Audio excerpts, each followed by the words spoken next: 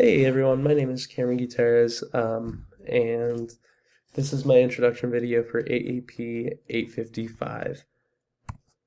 So a little bit about myself and my demographics. I am currently living in Mulvane, Kansas. I'm originally from the Wichita area. I've moved around a little bit in the past, but I've always ended up back within this area. I am a Fort Hays student alum through and through. I attended Fort Hays State for my undergraduate degree and then ended up finding my way back for my master's of science in education after a brief stint at Troy University, working on my master's of science in international relations. Um, so in the future, I'm sorry, I've most recently been a student teacher at Sunflower Elementary School in Andover, Kansas. Um, Loved every second of it. And then prior to that, I was working as a para in various schools and had also was spending some of my time working with children at the YMCA in Andover. So in the future, I hope to eventually go on to pursue my doctorate and further end up teaching at a collegiate level. Um, but again, that's definitely somewhere far in the future. And for now, I just kind of want to enjoy my time, uh, teach on elementary level, and kind of go from there. So my family consists of me, my dad, mom, brother, and sister, but then no kids or anything like that. I do have one, Brittany, who's currently sleeping on the bed at the moment. Um, so that's my little fur baby. And going on. So the most challenging thing about teaching during a pandemic, it's really just the sense of helplessness that everyone kind of feels. We're completely like we never know what's going to happen, and it does thankfully seem like everything's going down as far as like infection rates and everything like that, which has freed up a lot of opportunities for the kids and the teachers in schools. It's still just always difficult though because you never know. Like, I mean, we've had it change so many times already. You never know if it's going to change again or something like that. Um, and then, of course, trying to get into the online teaching has definitely been a bit difficult. It's I don't know. Thankfully, we have great kids, and so it's easy to get them all online and everything like that all the time. Three types of mindsets. So all students can learn teacher collaboration over isolation and happiness and optimism. I absolutely believe that all students can learn. I think it just takes the right teacher. Um, and then teacher collaboration over isolation. I do think it's important to have some alone time as a teacher and be able to focus on yourself without having to work with a whole group of other people. That being said, I still do believe that teacher collaboration has bore amazing ideas all over the place, and so I definitely think that it not only has its place, but it should be a very primary mindset, with the isolation just being a little bit of time to mellow out, I guess. Um, and then happiness and optimism in this case referring to whether or not it is a choice, which in my opinion it absolutely is. If you have a pessimistic attitude, you're not going to really like your life.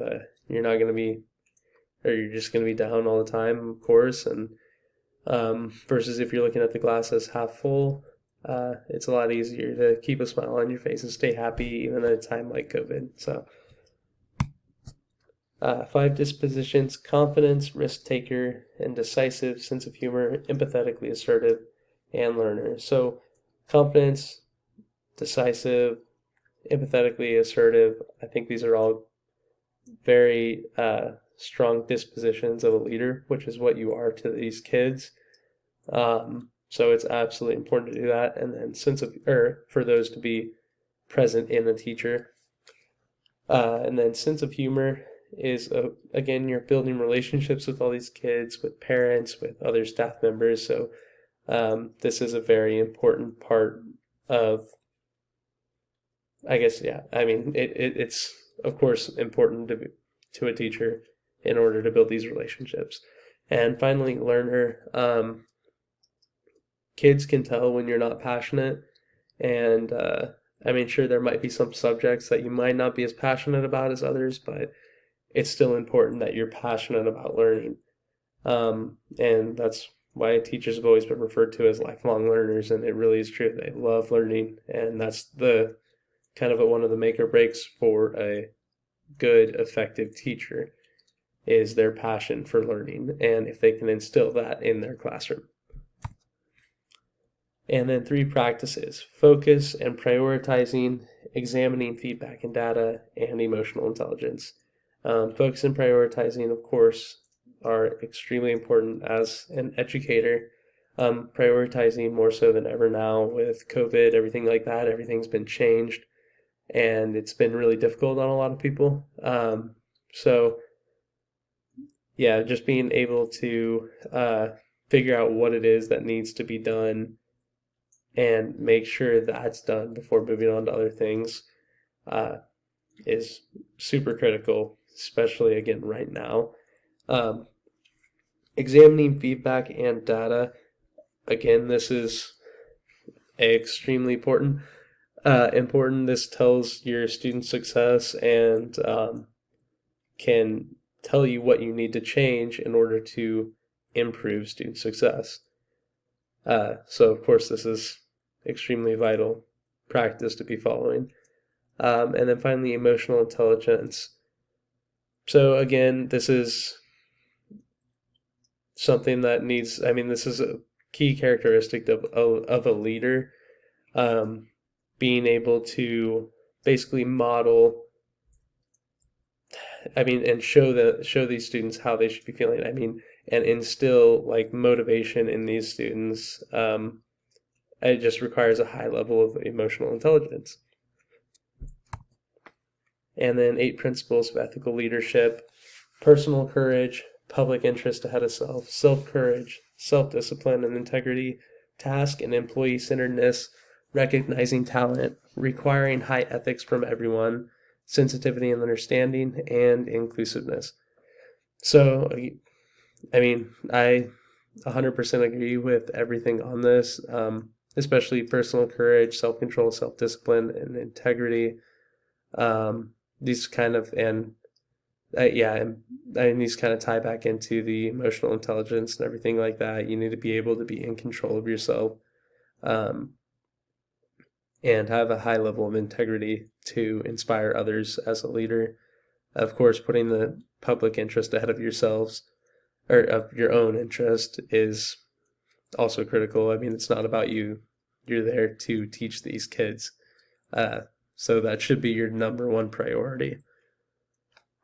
And then, of course, like inclusiveness and requiring high ethics from everyone. This is just kind of always a good practice anywhere, not just in school. But of course, this is extremely important for educators. So, personal critique regarding some of these dispositions and practices, mindsets, etc. So my personal strengths, I feel I have a pretty good sense of humor. I'm really able to joke and laugh with the kids, and I'm also able to empathize with them, especially in the time like COVID-19 in a pandemic. Things are very difficult for them, especially when they're first coming back. It's really different. So it's important to be empathetic to them, and I feel like I did a pretty good job of that. Definitely a risk taker, not always the best thing, but I am what I am. And then again, lifelong learner, just a love of learning in general.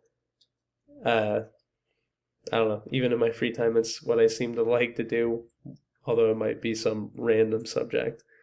And then going on to weaknesses, I feel like I could definitely use a little bit of a confidence boost every now and again.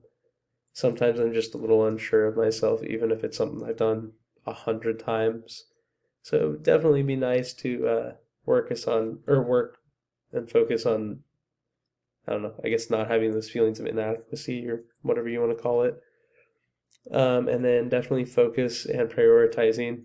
Prioritizing, not as much. Focus, yes. I kind of can be a little bit of all over the place.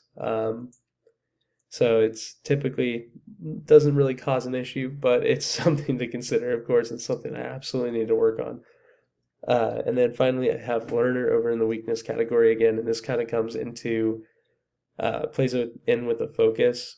Sometimes it's hard for me to focus on my work, on my learning, especially at like a graduate level and everything like that. Sometimes it gets put on the back burner when it really should be a priority, and it always does come back, but it's just something that I really need to work on.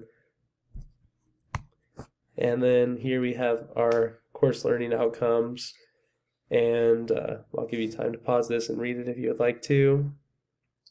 And then our references. And that takes care of that. Thank you.